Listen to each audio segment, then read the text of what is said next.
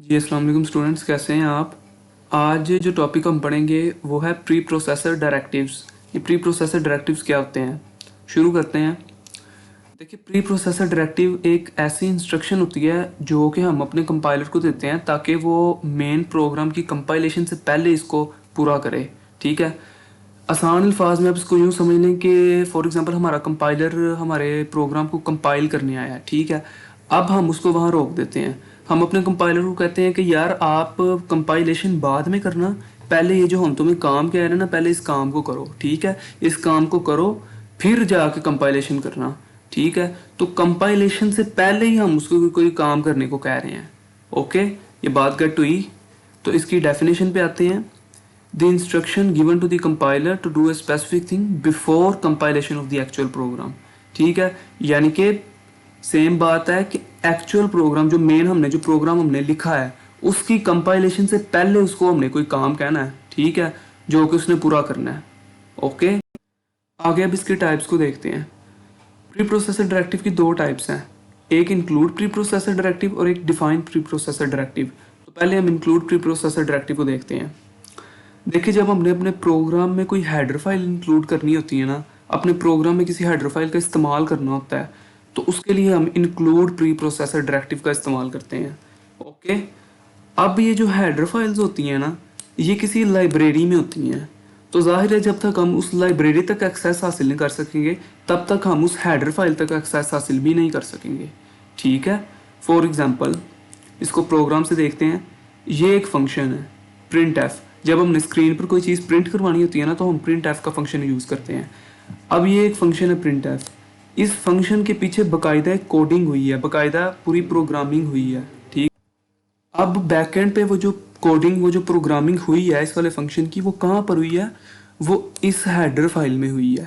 Okay, तो जब भी हम ये वाला फंक्शन इस्तेमाल करेंगे अपने प्रोग्राम में, तो हमें फिर ये हेडर फाइल भी लाजमी लगानी पड़ेगी। ठीक है, तो मैंने जैसे बताया कि अब हेडर फाइल तो हमने लगा दी, तो ये हेडर फाइल एक लाइब्रेरी में मौजूद है, तो फिर हमें उस लाइब्रेरी तक भी एक्सेस चाहिए। ठीक है, तो इंक्लूड प्री प्रोसेसर हमें उस लाइब्रेरी तक भी एक्सेस देता है। ठीक है, हमारा कंपाइलर उस लाइब्रेरी पे जाएगा, लाइब्रेरी पे जाके इस वाली हेडर फाइल को ढूंढेगा, इस वाली हेडर फाइल को ढूंढकर फिर इस वाले फंक्शन को ढूंढेगा और फिर जो भी प्रोग्रामिंग कोडिंग होगी उसके हिसाब से काम करेगा। इसको हम एक बार पिक्टोरियली देख लेते हैं। तो ये हमने एक फंक्शन इस्तेमाल किया प्रिंट एफ। ठीक है, अब जैसे मैंने बताया कि ये प्रिंट एफ फंक्शन एक हेडर फाइल में मौजूद है। कौन सी वाली हेडर फाइल में मौजूद है? इस वाली हेडर फाइल में मौजूद है। और ये हेडर फाइल कहाँ पे है? ये एक लाइब्रेरी में है। इसको आप थोड़ी देर के लिए इस तरह से इमेजिन कर लें। स्कूल कॉलेजेस में हम लाइब्रेरीज में जाते हैं, तो देखें लाइब्रेरी एक रूम होता है ना, पूरा एक रूम होता है लाइब्रेरी। अब उस लाइब्रेरी रूम के अंदर पोर्शंस बने होते हैं किताबों के, कि ये पोर्शन जो है ये इंग्लिश की किताबों का पोर्शन है, ये पोर्शन जो है ये उर्दू लिटरेचर है, ये पोर्शन जो है ये साइंस के मुतल्लिक है, ये फ़िलासफ़ी के मुतल्लिक है, ये सोशियोलॉजी के मुतल्लिक है। ठीक है, तो वो पोर्शंस बने होते हैं। ठीक है, यहाँ पर भी यही हिसाब है। अब उन हर पोर्शन के अंदर फिर मजीद आगे किताबें होती हैं। इंग्लिश का पोर्शन है तो अंदर इंग्लिश की किताबें होंगी। ठीक है, ऐसे ही होता है ना लाइब्रेरी में। तो यहाँ पर भी यही सीन है कि एक लाइब्रेरी है। ठीक है, अब उस लाइब्रेरी के अंदर मुख्तलिफ हेडर फाइल्स हैं। ये एक हेडर फाइल है, ये एक हेडर फाइल है, ये एक हेडर फाइल है। ये यूँ करें कि पोर्शन आप इसको इमेजिन समझने के लिए आपने समझना तो इसको किताबों का पोर्शन आप समझ लें। ठीक है, ये किताबों के पोर्शन बने हुए हैं। ठीक है, अब हर पोर्शन के अंदर फंक्शंस हैं। फॉर एग्जांपल ये एक हेडर फाइल है ना, स्टूडियो डॉट एच। ठीक है, अब इसके अंदर फंक्शंस हैं। ठीक है, ये एक फंक्शन है, ये एक फंक्शन है, ये एक फंक्शन है। ठीक है, इस तरह से ये फंक्शन है, ये फंक्शन है, ये फंक्शन है। यानी कि हेडर फाइल क्या है? कलेक्शन ऑफ फंक्शंस है। और लाइब्रेरी क्या है? कलेक्शन ऑफ हेडर फाइल्स है। ये चीज़ गेट की है आपने। अब आगे आते हैं। तो हमने प्रिंट एफ का फंक्शन यूज़ किया है। ये प्रिंट एफ का फंक्शन किस हेडर फाइल में है? इस वाली हेडर फाइल में, स्टूडियो डॉट एच वाली हेडर फाइल में है। और ये हेडर फाइल कहाँ पर है?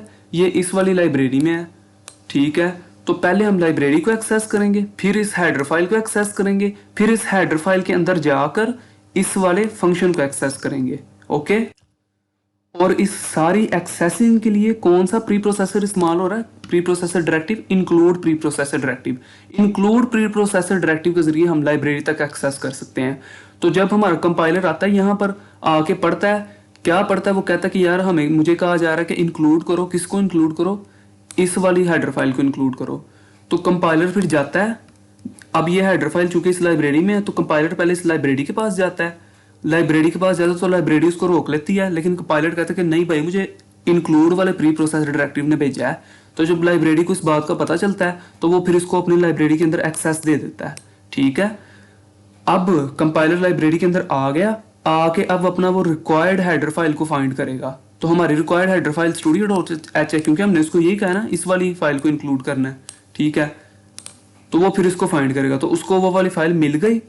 अब वो उस फाइल के अंदर जाएगा, इस वाली फाइल के studio.h के अंदर जाएगा। ठीक है, और फिर जो फंक्शन हमने उसको कहा होगा लाने को, या जो भी हमने काम करने को कहा होगा उस फंक्शन पे, वो फिर उस फंक्शन को ढूंढेगा।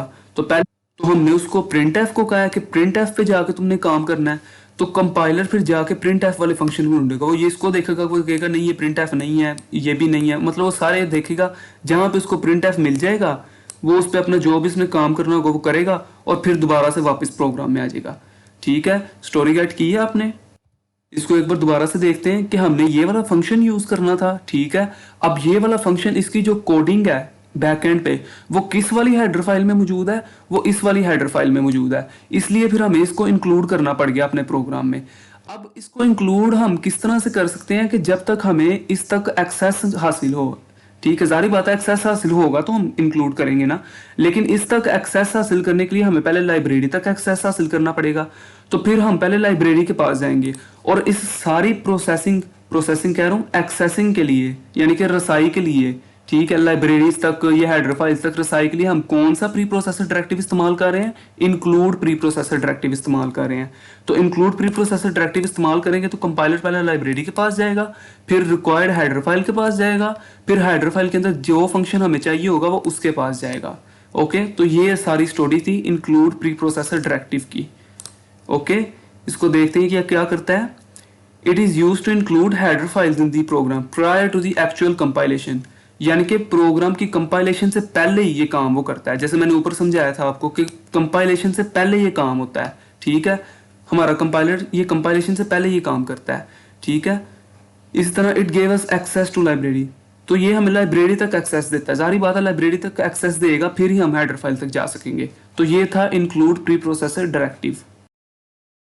दूसरा प्री प्रोसेसर डायरेक्टिव जो है वो डिफाइन प्री प्रोसेसर डायरेक्टिव है। डिफाइन प्री प्रोसेसर डायरेक्टिव का सिंपली ये काम है कि ये कांस्टेंट को बनाता है। ठीक है, तो इसको प्रोग्राम में तो ये देखें यहाँ पर एक प्री प्रोसेसर डिफाइन वाले प्री प्रोसेसर डायरेक्टिव का इस्तेमाल हो रहा है। तो इसके सिंटैक्स को भी देख लेते हैं। देखें, जब भी हम कोई प्री प्रोसेसर डायरेक्टिव लिखते हैं ना, ठीक है, हमें पहले ये हैशटैग लाजमी लिखना पड़ता है।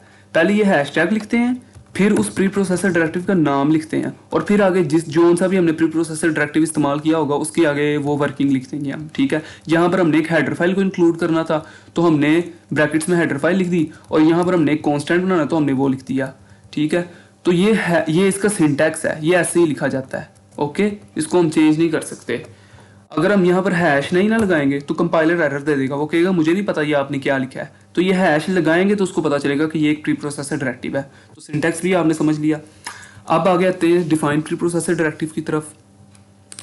तो देखें, डिफाइन इसको हम इसी तरह से पढ़ते हैं। क्या हो रहा है यहाँ पर, डिफाइन हो रहा है। क्या डिफाइन हो रहा है, एक कॉन्स्टेंट डिफाइन हो रहा है, और उसकी वैल्यू क्या है उस कॉन्स्टेंट की, 1 2 3 है।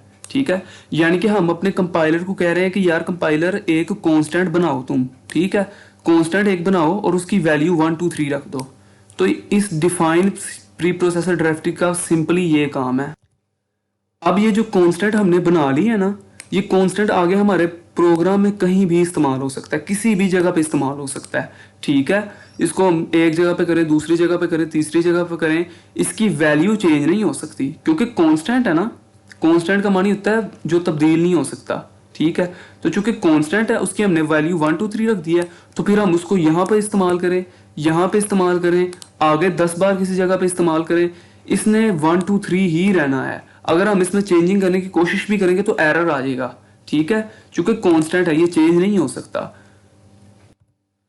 और एक और चीज कि ये कांस्टेंट यहाँ पर अपर केस लेटर में आएगा। ये नाम है असल में हमारे कांस्टेंट का। ये कांस्टेंट मैंने सिर्फ समझाने के लिए लिखा था, आप यहाँ पर कुछ भी लिख सकते हैं। यहाँ पर आप वैल्यू लिख सकते हैं। ठीक है, यहाँ पर आप कोई एक्स लिखते हैं, ठीक है, वाई लिखते हैं, जिस तरह भी मैथमेटिकल एक्सप्रेशंस में भी हम चीज़ें यूज़ करते हैं, तो लिखना लेकिन आपने अपर केस लेटर में है, ठीक है। तो ये भी इसके सिंटैक्स का हिस्सा है। इस तरह आप वैल्यू यहाँ पर कुछ भी रख दें, ठीक है। तो हमारे डिफाइन प्री प्रोसेसर का काम क्या है कि ये एक कॉन्स्टेंट बनाता है। कॉन्स्टेंट का नाम जो है वो अपर केस में होना चाहिए, ठीक है, और इसकी वैल्यू आगे पूरे प्रोग्राम में किसी भी जगह पे चेंज नहीं हो सकती। इसको पढ़ लेते हैं। It is use to define a constant which can be use anywhere in the program, ठीक है। ये कॉन्स्टेंट को बनाता है जो कि पूरे प्रोग्राम में किसी भी जगह पे भी इस्तेमाल हो सकता है, ठीक है। It's fixed and can not be change anywhere in the program. इस्तेमाल तो होगा हर जगह पे, लेकिन इसकी वैल्यू फिक्स रहेगी, वही रहेगी जो हमने पहले डिफाइन कर दी हुई है। ओके, तो स्टूडेंट्स ये हमारा टॉपिक था प्री प्रोसेसर डायरेक्टिव्स के मुतालिक। हमने प्री प्रोसेसर डायरेक्टिव को पढ़ा, इस तरह हमने उसकी 2 टाइप्स को पढ़ा। तो आज के लिए इतना ही है। अगर आपको किसी चीज़ की समझ नहीं लगी, कोई क्वेरी है, कोई क्वेश्चन है, किसी चीज़ में डाउट है, आप लाजमी कमेंट सेक्शन में बताइए। इंशाल्लाह आपके डाउट्स का जवाब दिया जाएगा, आपकी क्वेरीज को सॉल्व किया जाएगा। तो स्टूडेंट्स आज के लिए इतना ही था। अपना ख्याल रखिएगा। अल्लाह हाफिज़।